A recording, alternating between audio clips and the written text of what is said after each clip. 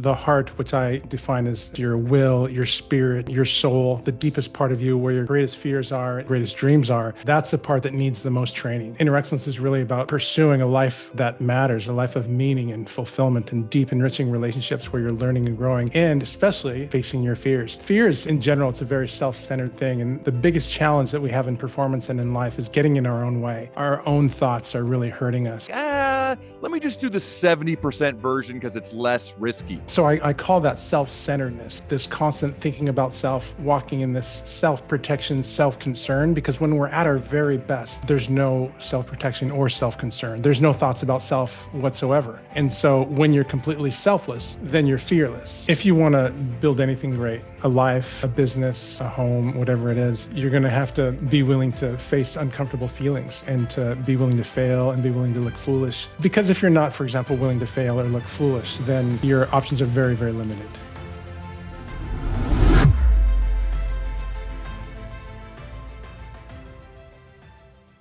All right, Jim Murphy, man, it is awesome to have you here on the Learning Leader Show. Welcome. Thanks for having me, Ryan. So I read the stat and it was fascinating to me.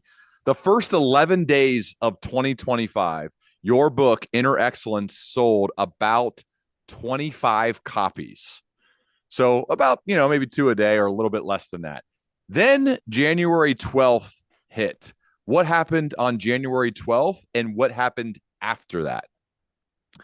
Yeah, so football player, read the book on national TV, AJ Brown. I saw a picture of him reading the book in uniform sometime in December, but that's the last I didn't know any context. And so that's really the last I thought about it.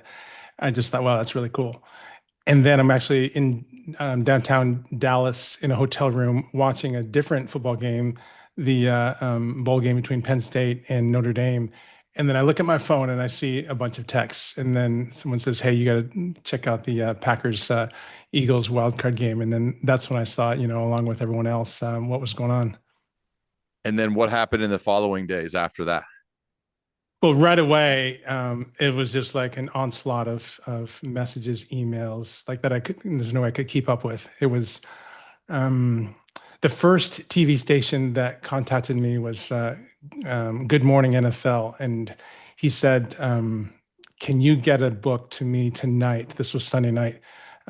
We need it by 2:45 a.m. because we're going to run with it the first thing in the morning, and so that was a fun adventure. We actually didn't get him the right book. A friend of mine had the first copy, the original copy, but yeah, the next day it was just nonstop. I missed so many interviews. I couldn't keep up with it, and yeah, it was really intense.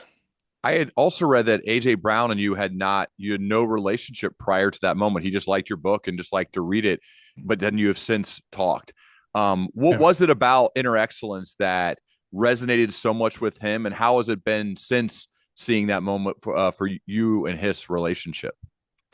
Yeah, so for him, he plays a very dangerous, violent sport. Our wide receiver going over the middle in the NFL is can be very scary, and so to be one of the best, if not the best, like he is in the NFL, you have to have a sort of a fearlessness, and you can't let your mind dwell on what just happened if it wasn't good, and you can't think about the future, and that's just really what fear is. It's a concern about future and self.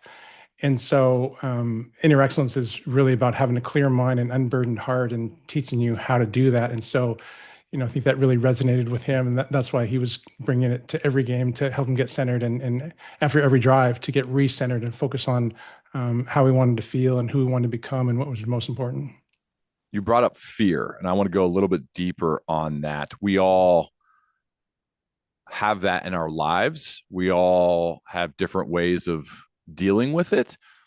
Could you go a bit further on maybe how you handle fear, or even an example of a time of, oh, this thing was really scary? Like I'm thinking of like my daughter really wants to do, she wants to skydive like as her senior present for her senior year next year.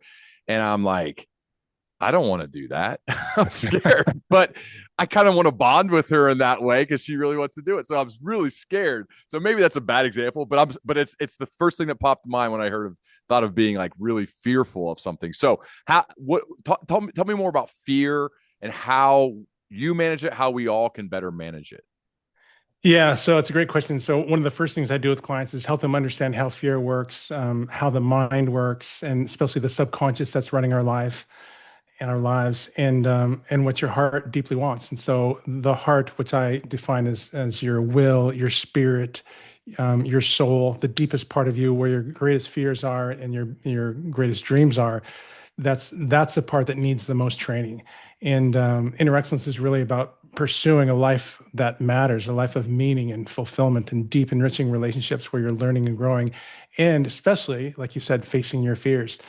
And fears is in general, it's a very self-centered thing. And the biggest challenge that we have in performance and in life is getting in our own way. Our own thoughts are really hurting us. And so I call that self-centeredness, this constant thinking about self, walking in this self-protection, self-concern, because when we're at our very best, then there's no self-protection or self-concern. There's no thoughts about self whatsoever. And so when you're completely selfless, then you're fearless. It's the what's going to happen to me, that's where what creates the fear. And so for people that may be having a hard time right now, there's inner excellence has one overarching goal. It's to learn and grow about how to live with absolute fullness of life, to be fully alive. And we have four daily goals. And the first one is to give the best of what you have today. And if life is hard right now, understand that it may not be much at all. Give the best. We're not asking you to give anything more than you've got. And it may be very, very minimal, but that's okay. We're going to start somewhere. That's the important thing. And just make sure we're heading in the right direction and understand that there is hope. And so the first step is to give the best of what you got. It may be only 20% or 10% of your best. And we're just going to give 100% of that. And then number two is to be present, because there's no fear when you're present. Fear is a future thing. Hmm. And then three is to be grateful, because gratitude and anxiety do not go together. Really, you're either grateful or anxious, one of the two. Um, and then the fourth one is to focus on your routines and only what you can control. And so if you think about this skydiving thing, it's if you're fully present the whole time, then it's going to be a really exhilarating thing. It's when your mind goes to the future, that's when you're gonna that's when you have problems. But then you just use some tools to bring yourself back to the moment. So fear is usually about the future. You're like anxious or scared of something that might happen, Right. right? Your parachute might not open, right? You might Mhm. die. How, it sounds great. Like, yes, be present, live in the moment, live in the moment. It's better there. Like everything's better. Like there's no sense in worrying about something that hasn't happened and probably will not happen. I know that. I can feel that. You mentioned tools there. What are some tools to get better at living in the present? Well, first of all, that whole thing I just shared with you about learning and growing is number one. So, because our greatest need is to be loved and accepted. The human heart has five deep needs. To feel like to have a sense of worth, that you have some value, is the first one, and second one is love and acceptance, and then which is the number one, actually the most important one. And then there's um, integrity, to be complete, to be fully integrated, and then to have a purpose beyond yourself, and then to grow. So these are the five deep needs of the heart, at least according to inner excellence. And when you're pursuing these things, then you can really have a sense of fearlessness more often. And most everybody has had some fearlessness in their lives at some points. And I mean, it might be just playing Scrabble, or doing a jigsaw puzzle where there's no fear, or watching a movie when you're fully in the moment. And so, really understanding what is it like to be fully present, and practicing that every day. And it doesn't have to be a real set thing. It's just like, I'm going to work on being present today. And when I think of being present at the highest level, I think of the sense anything is possible and a connection to beauty. So it's far more than just thinking about, not thinking about the past and future, and thinking about what you can see in front of you. It's far more than that. How about you specifically? What do you do? You're still human, you're still flawed like all of us, right? You have to work on this stuff, even though you write about it and you help others be really good at it. But what do you do to stay fully present in the moment? Yeah, and let me share with you something that I think is really important, and especially in this time in our culture, there's a lot of fear, anxiety, and tension, and violence, so much out of control. And so anxiety is such a massive thing. And anxiety is a mind with too many thoughts and too many concerns. And one of the um, very important elements of inner excellence is, in order to learn and grow, we need to face our fears Mhm. and learn to get comfortable being uncomfortable. If you want to build anything great, a life, a business, a home, whatever it is, you're going to have to be willing to face uncomfortable feelings and to be willing to fail and be willing to look foolish. Because if you're not, for example, willing to fail or look foolish, then your options are very, very limited. Then you have to only focus on a very small amount of things that you can do that are not going to go sideways. And so, but if you want to build anything great, there has to be an element of risk where things that you can't control are involved. And so, there's a series of questions that I ask myself when I'm uncomfortable. Am I willing to face my fears? Am I willing to face any feeling whatsoever? The feeling that I hate most, am I willing to have that one today? And am I willing to sit with the feelings that I dislike, even if they don't go away? These are really powerful, important questions to ask when we're afraid or when we have these whether it's anxiety or sense of being out of control or panic. Is there a time recently that you were really scared and you use these tools to get through it better? Yeah, yeah. Well, I can think of since January 12th, there's times, being on national TV on the Today Show or things when I was nervous. And so asking myself these exact questions. Um, are you willing to look foolish? Are you willing to have any feeling? I, are you willing to face your fears? And then also for me, who are you trusting? Like, why am I doing this? What's my purpose? Is that so Jim Murphy can look good? Because if it is, then it's a very scary thing. Because if it's about me, then I got to try and control a lot of things that I cannot control. But if it's to live my purpose, which I believe it is, then it becomes so much more than about me and not something that I need to control.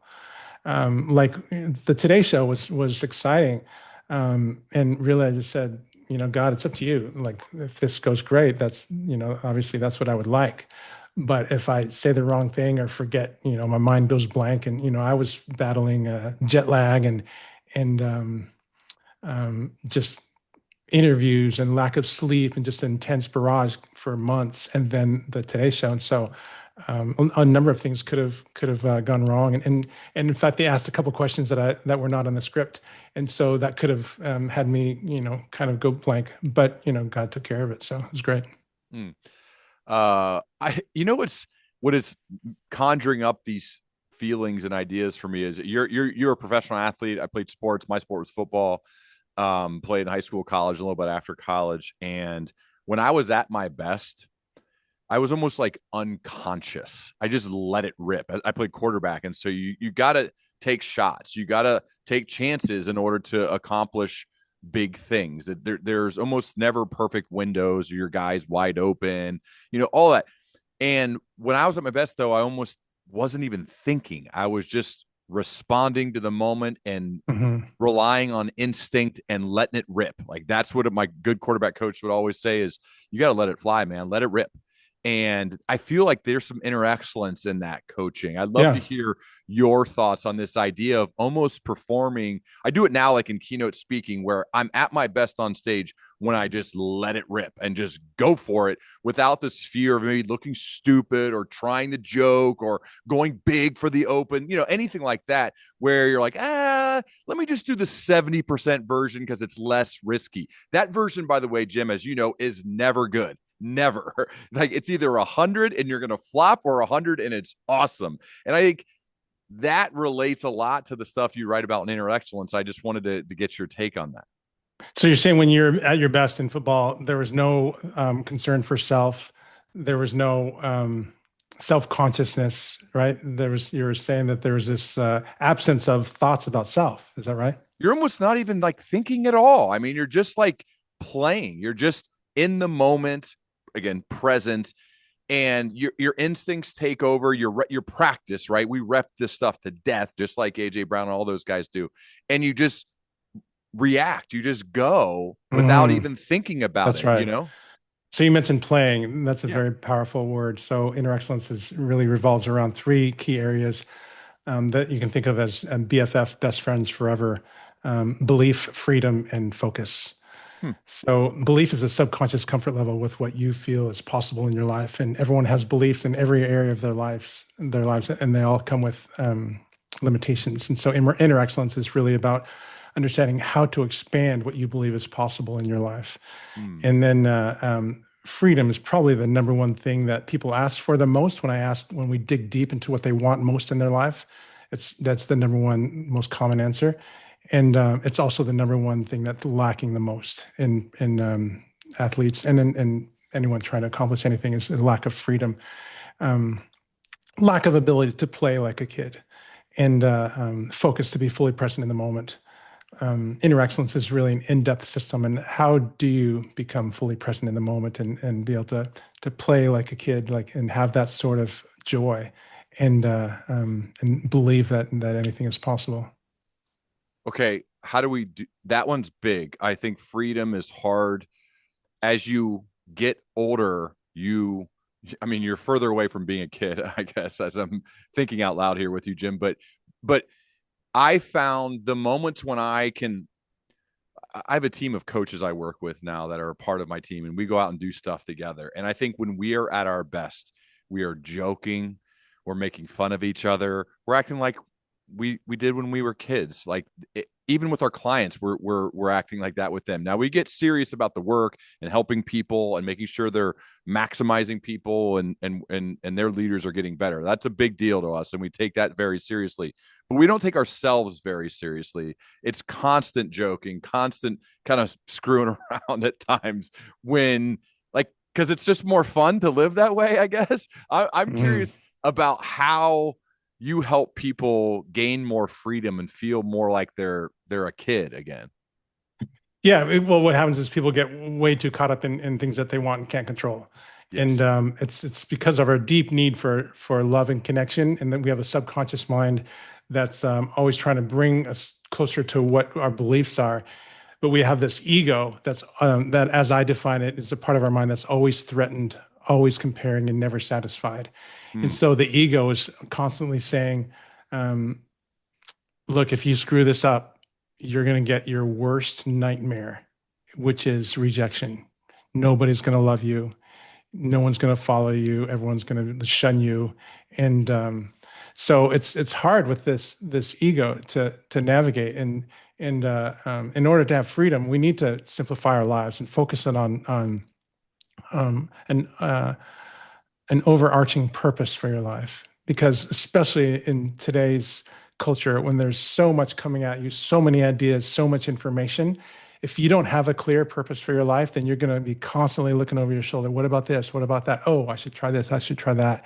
And so, and that really is a path to anxiety. So I know you work with golfers. They're some of your earliest clients, and I saw that Scotty Scheffler's caddy blurbed some of your recent work.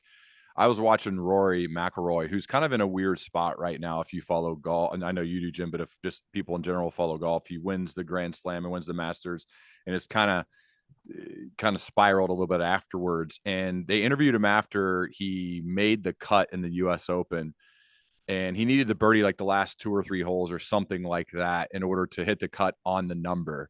And Rory's usually like leading tournaments, not just barely trying to make cuts. And he said to the reporters, like in a real honest moment, I didn't really care.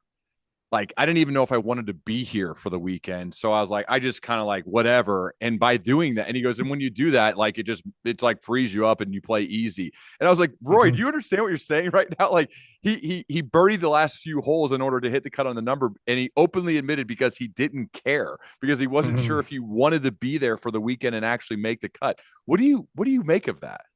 Oh, extremely common. That when your expectations are high, then it's performance goes down, and when you have a carefree attitude, then performance can go up. The problem is people try not to care, And that's very problematic for multiple reasons. One, how do you try not to care about something that you deeply care about? Yes. You're just kind of just confused, and you're fooling yourself. And so, inner excellence is really about training your heart to love what's most empowering. So Rory ran into the problem of human nature, which is, now that he's a Grand Slam winner, the expectations are, very high, and because not many people have ever done that. And so, and this is a big challenge when you achieve something of great stature or significance, then expectations go way up, and then this can create a lot of issues, and has historically created a lot of issues for people, because, like I said, our greatest need is to be loved and accepted, and our greatest fear is failure, and understanding that, before Rory won the Masters, he's the same guy, but now he's got this extra status. And so, oh, do I need to do something special? And the sense that I don't even want to be there is with inner excellence, it's really, look, why am I playing golf? I want to live an amazing life. I want to live a life of meaning, with amazing experiences, deep, enriching relationships where I'm learning and growing and making a difference in the world. That's why I'm golfing or coaching or parenting or anything. And so if you understand, okay, this is what I really want, then it really comes down to how do I grow as a person and share that with the world, and use, for Rory, golf to learn how to do that. But what happens, because this is not taught in schools, um, our culture is obsessed about the end result, and that's the only thing that matters. And the problem with that is, one, it's out of your full control, the end result, and two, you could get it and win, say, 23 Olympic gold medals and be suicidal. Michael Like, it Phelps. may not even make you happy. And so understand that there's a life of extraordinary experiences waiting for you. You're created for relationship. You're created for this extraordinary life, but it's a life of sacrificing yourself to make a difference in the world, to become a certain type of person, because the world needs hope, and you are what the world needs. This person that learns to live sacrificially and selflessly, so it can be fearless. Well, it feels to me too like the external awards or the championships or best-selling author titles, right? Which you earn like a decade after you publish your book, which is insane because most people, you either get it right at the beginning or never. But it's almost like if you're too focused on the external, that it could create huge problems for you. Like it seems like it's what's happening in Rory's life right now. Just to stay on that example, versus I feel like, again, Scotty Scheffler, who, again, I don't know if you work directly with him, but I saw his caddy, who's also seems to be like one of the best in the world, who follows your work. Mm-hmm. He's amazing. Scotty seems, when I listen to him speak, and he's won a ton, is more than anybody in the last however many years, so grounded, so grateful. Oh my goodness, how much he talks about his life with his wife and kids and just going to Chipotle. I mean, but he's also crushing everybody. He's very competitive and he definitely wants to win, but then just seems like he doesn't have the weight on his shoulders. He's able to freely swing the golf club and freely play the game, win a ton, but then stay grounded. And that to me is like, that's what you want, right? You want to be able to go out there and perform at really, really high levels in whatever your craft is, but then also be able to stay grounded and fully present in the moment. It reminds me of the story I wrote in the book that came out in November, called "The Best Possible Life: How to Live with Deep Contentment, Joy, and Confidence, No Matter What." It was written for the seventh grade level reading, kind of a summary of inner excellence, but focus on the spirit in your heart. And in there, I asked this question. It's a similar question I asked in the book Inner Excellence.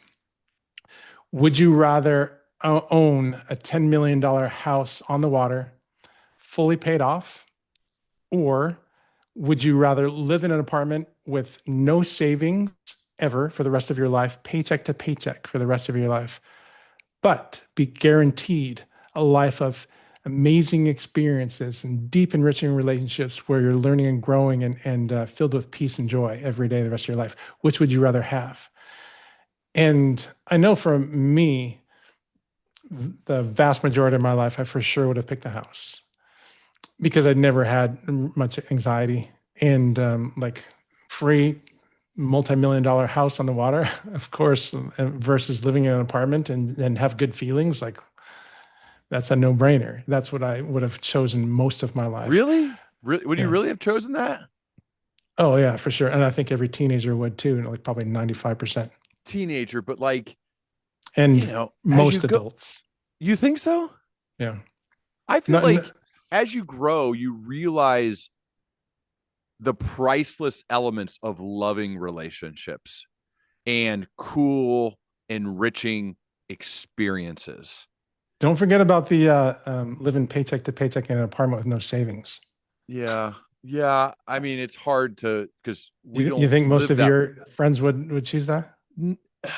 No, that part of it's tough, I guess. And it's easy for me to say since that's not how we live. But yeah, I don't know. I just feel like maybe with maturity, it's just like, for example, Jim, I would say gift giving, right? Giving and receiving gifts, whether it's within my family, my wife and children. We've just shifted not 100%, but close to that, that they're experiential gifts, right? We got enough stuff. We got all the stuff Hmm. we need, right? Very fortunate. I know I'm grateful and super lucky. Let's think of the coolest experiences in the world and then go, where are we going to hike? Like, are we going to Zion National Park?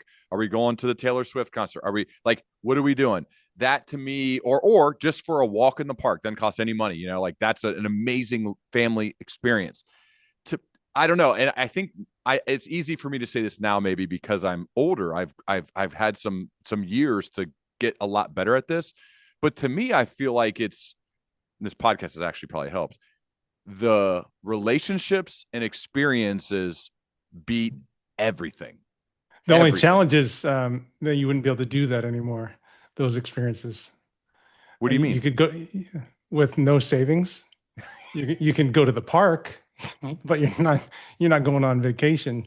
You're right. To You're right. I love that we're going back and forth on this. I don't know. So I interrupted your story, so I'm going to let you finish. But I feel like that's where you're going to, though, right? Like you're focusing yeah, more on and relationships and so experiences. Yeah. I think that so the big thing is to understand that why would you, if say the listener would choose the house, like Yeah. me for most of my life, what if no one could ever see the house? Would you still choose it? I think that would make a big difference because for me, I picture myself having these get-togethers, these barbecues, and having so much fun and people loving, and I just feel so secure, like I'm successful and I'm somebody, and I don't even have to say anything because it's my house and I can just relax. I don't have to prove anything. Mm-hmm.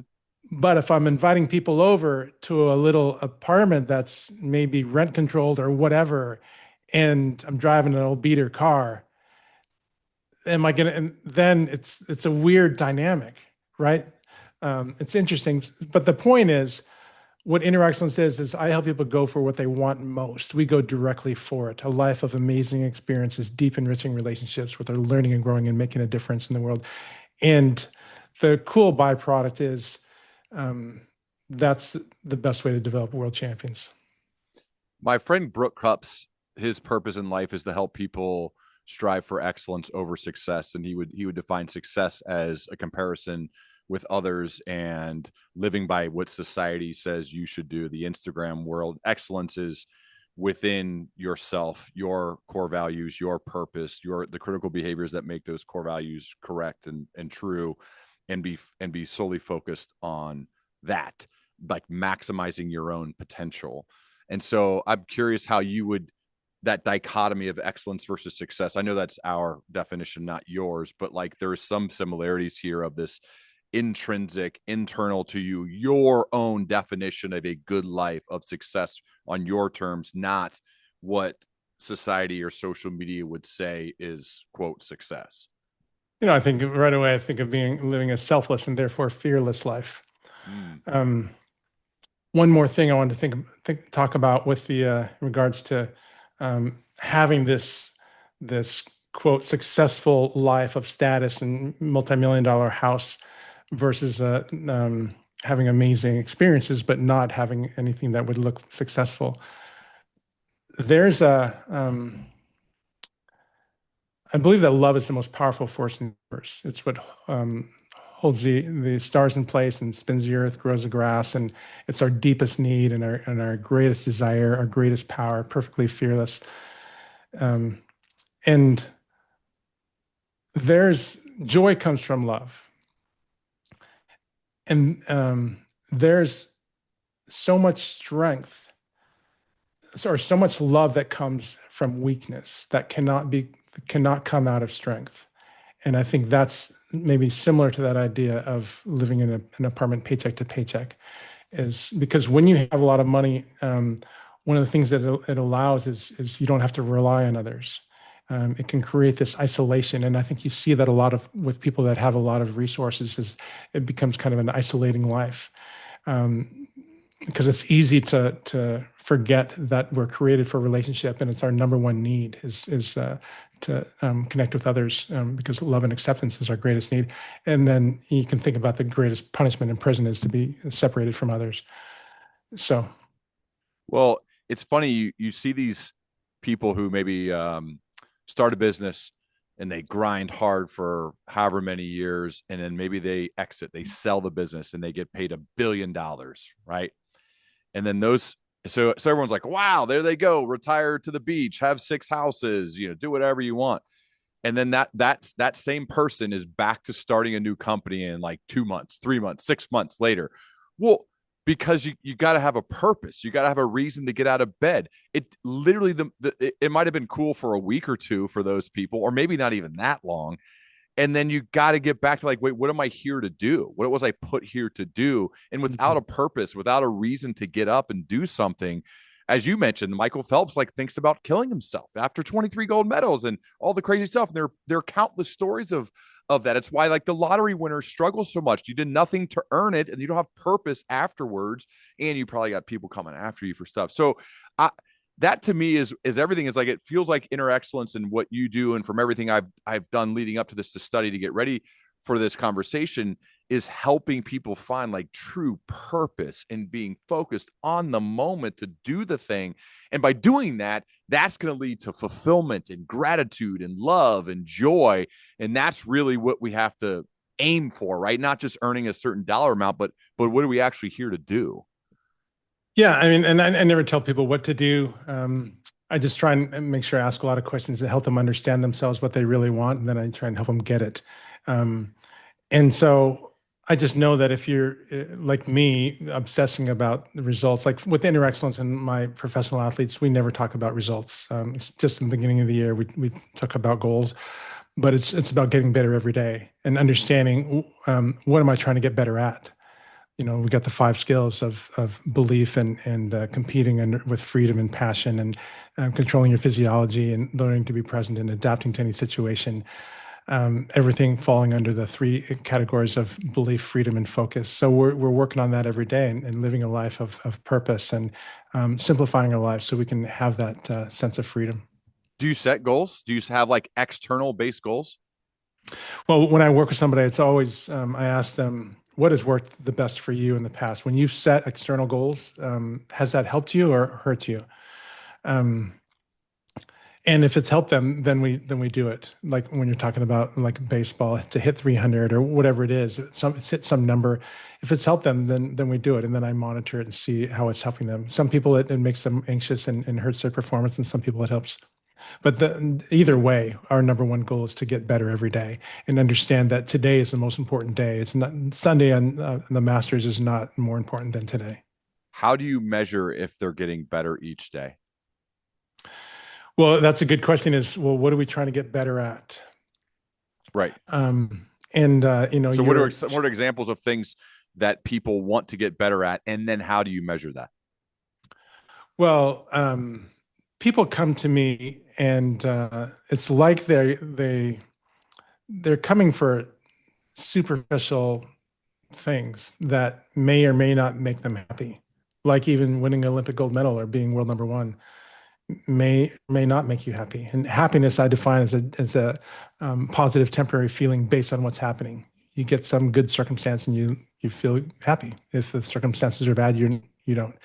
Whereas inner excellence is the pursuit of a meaningful, fulfilling life with joy which I define as a deep sense of well-being, freedom, and gratitude, independent of circumstance. And so, with inner excellence, it's always how can I learn and grow in love, wisdom, and courage? Because I want to live a life of joy, and um, joy comes from love. And when I say love, I mean the unconditional kind. That's the most powerful force that there is, unconditional love. And so, understanding, because as a learning leader, what is a leader trying to learn? Like, I had an executive tell me that they were really good at helping people advance in their careers. And I said, that's really cool. That can be very helpful. It also can be very problematic if you help someone advance in a career and become president of a company and they're a tyrant, or their inner world is filled with anxiety, and then they're not nice to their spouse or kids or whatever. Then did you really help them? So I think helping someone advance in their career may or may not be a good thing. So let's say we were working together. Let's do a little bit of a hypothetical, but we can do some real time coaching maybe. If it doesn't work, we'll throw this out. No big deal. But let's say I'm like, Jim, I want to measure how I'm getting better at being more present every day. I want you to hold me accountable, or whatever the phrasing you would use, so that I am better. This is a real thing, by the way, at being more present every day, less thinking of the past, less thinking of the future, but being more right here, right now. How would you measure if I'm actually improving at that? Yeah, well, one thing is taking the 4 daily goals that I shared earlier and rating them every day 1 to 5. Five's the best. How did I do? Did I give it my best shot? Was I present? Um, and then, because if you're rating them, now you're going to start to say, how can I get better? Especially if you give yourself a 2 or 3 on being present. And so, to be present, it's really understanding, well, what is that like? Like I shared earlier, to me the highest level is a sense that anything is possible, and a sense of freedom. And anxiety is a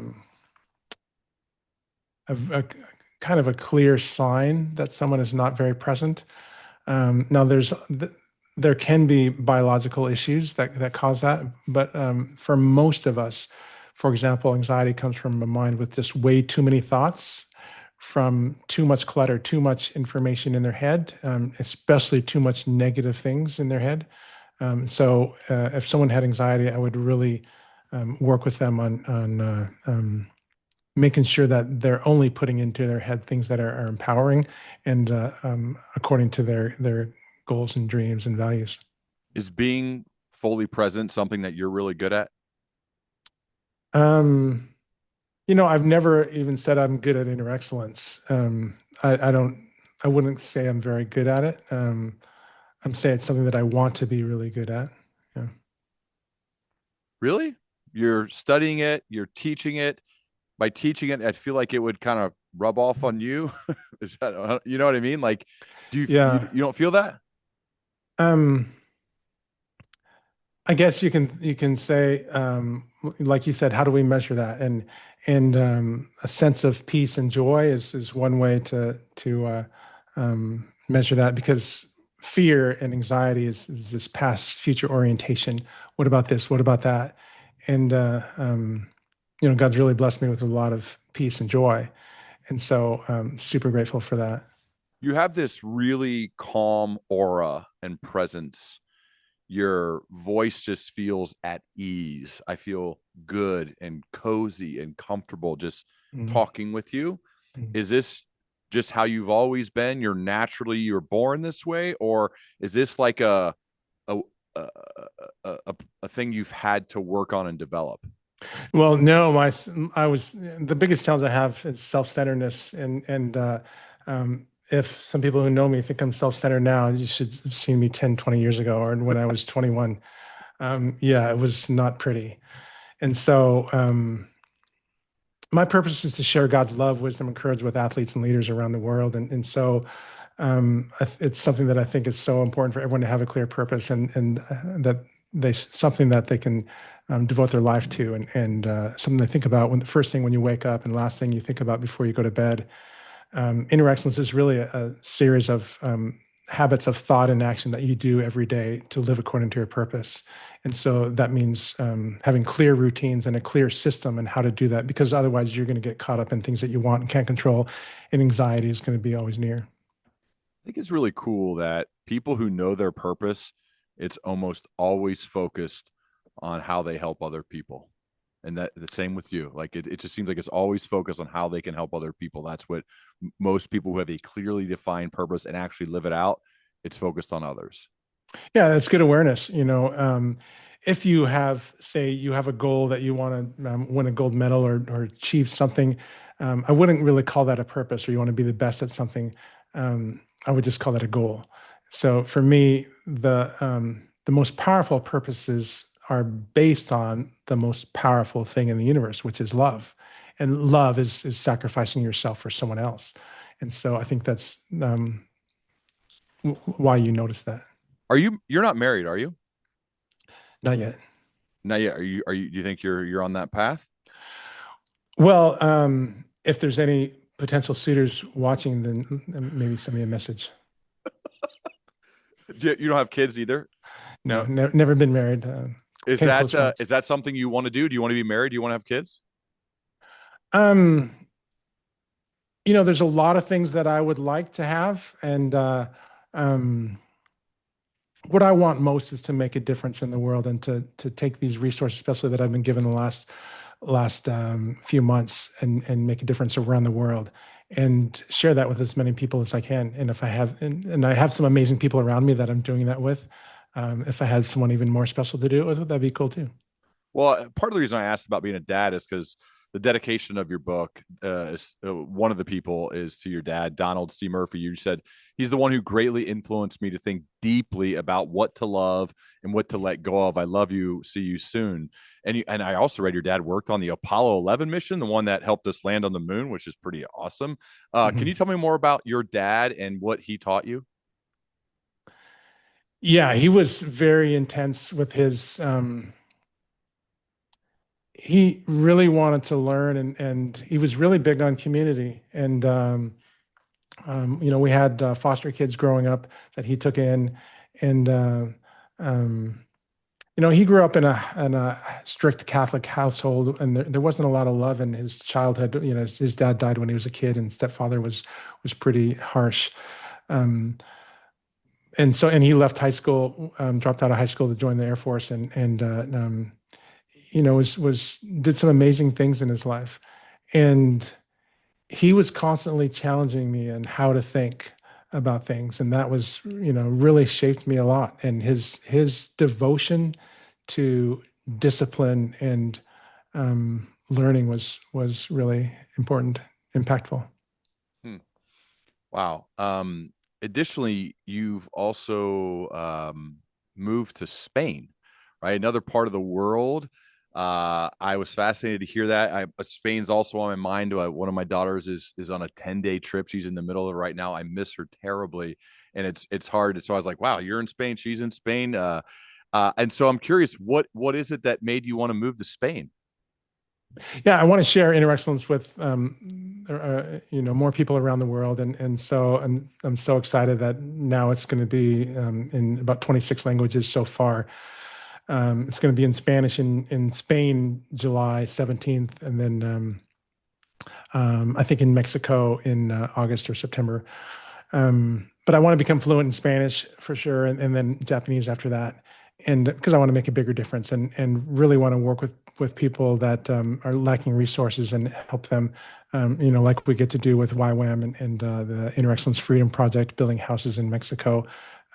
So Wow, that's wild. I also read about Ricky Scruggs, former teammate, roommate when you were playing pro baseball. Sounds like he helped you leave some of the safety of where you were and take a chance. Can you tell me more about Ricky? that's right. We were teammates for the Surrey Glaciers in 1995, an amazing year, one of my favorite years ever playing pro baseball. And he was my roommate on the road. And yeah, so he started a baseball academy called Centerfield Baseball Academy in Tucson, Arizona, and invited me to come down for the grand opening. And I was just really thinking deeply about my life at that time. And then I just said, what if I moved down there and help you part time? And so that's when I got rid of, gave away over half my possessions, including my TV, and went to go live a life of solitude and work with him. And so um, it was, that's where Inner Excellence was born. Do you still not have a TV? Um, well, we don't have one here in Spain, but I mean, now it's so, I mean, you got a phone, you can get a computer to monitor. So it's a lot different than it was back then. But yeah, I don't have a TV. Wow. Okay. You don't have any desire to like, hey, I want to go watch a movie on Netflix. You're like, no, I can just use my phone if I need any of that or what? Um, yeah. So, I probably watch way more than I would like to admit. Um, but I think I need inner excellence more than anybody. What, like Hmm. the place I had in Point Roberts, um, the little retreat center I had in just outside of Vancouver, BC. There's writing on all the windows of their prayers and Bible verses and inner excellence principles and ideas that I'm working through. Every window was covered, and it was because your environment is so has such a big impact on you because you move towards what you think about. And I wanted to make sure that I was constantly thinking about things that were empowering and the truth about who I was and what was possible for me. And so that's why I have reminders on my phone that go off every few hours on who I am and what's possible. And I write it on the windows and things like that. I read about you that one of your strengths is that you're not judgmental. I think a lot of us are. I think I am. I try not to be. I try to be much more curious than judgmental. I read a story. You said you have a pro client, and the client says, Jim, this isn't going to work. I smoke, I gamble, I drink, I do all these things. And you said to him, well, as long as you don't judge me, he said, you don't judge me for not doing those things. I won't judge you for doing those things. Are we cool? And you're like, boom, yes, let's go. And I just love that story of Mhm. like how you just remove judgment from the way you are. Is that an active pursuit, or are you naturally just not a very judgmental person? Well, thank you for saying that. That's my dream to be non-judgmental. I'm not sure where you heard that, but I'm praying that I can be that type of person. Hmm. Non-judgmental awareness is such a crucial component of an extraordinary life and extraordinary performance. And like we talked about, when you're at your very best, there's no concern for self, and there's also no negative thoughts or judgmental thoughts. And when I say judgmental, I mean laying down a negative verdict about self, circumstances, or others. And so most people spend most of their time in judgment, most of their day in judgment, and without realizing it, because it's so common that they don't just accept it as a part of life. And if you could get a printout of all your thoughts throughout the day, then you could kind of see, the massive amount of judgment that humans have. And also, you could also have a good prediction of what their life will be like in the next few weeks based on the printout of all their thoughts. And so, reducing judgment is so huge, and understanding that when you judge someone else, you're creating this negative energy. Some goes to that person, and some stays within you, and now you become a little more unstable and self-conscious. The exact same thing happens when you share unconditional love. Now you're generating some positive energy. Some stays within you and some goes to the other person. And now you've become a little more stable and a little more fearless. And that's why, I think everyone's always either walking in love or fear. And that's why unconditional love is so powerful. And it's not the result of the love that you give because you can't control that. It's just saying, do I want to walk in love or fear? And if I have to walk in one or the other, and love, like I said, it's hard because it's sacrificial. Hmm. So good. Jim, if you're meeting with somebody who was, let's say, early 20s, just graduated college, they want to leave a positive dent in the world, but they're not exactly sure what they're going to do or how to do that. What are some general pieces of life slash career advice you'd give to that person?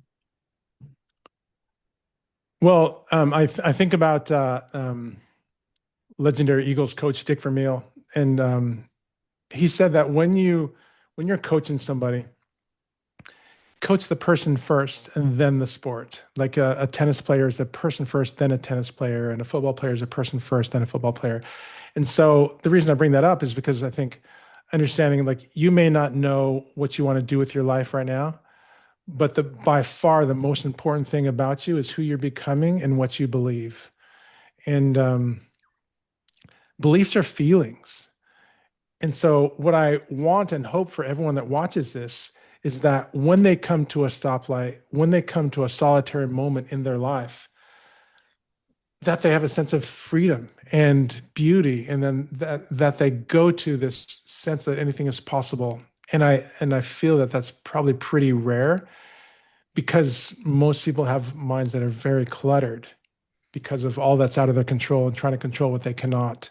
And so it's just saying, look, I don't, there's so much that I can't control, and life might be really hard right now. And so I'm going to focus on those four daily goals. And you can start to think about what I always start with clients with is how do you want to feel in your life? Because we're going to start to orient our habits of thought and action around helping you get that feeling. Because likely you're going to say, I want to feel inner peace. I want to feel joy. I want to feel confident. Things like this, and understand because when you understand human nature, you know that joy comes from love, and like I talked extensively about in the book, The Best Possible Life, the best possible life has one foot in joy and one foot in suffering, and so. To live an extraordinary life, you need to take risks. You need to do hard things and constantly put yourself out there to get comfortable being uncomfortable. Hmm. One thought is there are skeptics and cynics in the world who may be listening, watching this, and they're like, that guy's too woo woo for me. Joy, peace, love, Mm, content, yeah, all these words.